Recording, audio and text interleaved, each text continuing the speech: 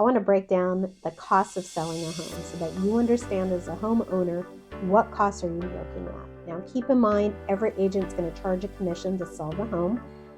My services range from 1% of the sales price up to 3% of the sales price.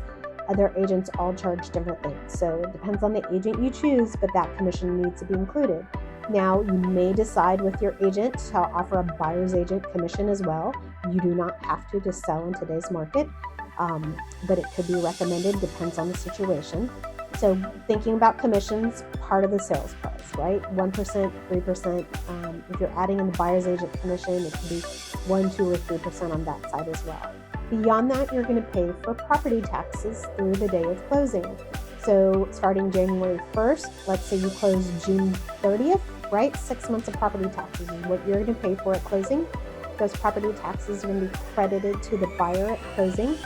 And then the buyer will be responsible for the property tax bill at the end of the year. So that's another expense that comes out of pocket. If you're escrowing your property taxes right now, you will get that back as a refund from your lender within about 2 to 3 weeks after closing. Just make sure you update your mailing address with them once you close.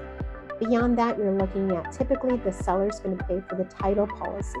The title policy runs a little bit less than 1% of the sales price, but you could safely say about 1% of the sales price for the other closing costs, because the on-title policy, and I'll explain what that is in a second, the title company is going to charge you an escrow fee. They're going to charge some attorney fees to draw up the documents for the closing, and then typically the homeowner is going to offer a home warranty, which is $600 to $800 typically in this market.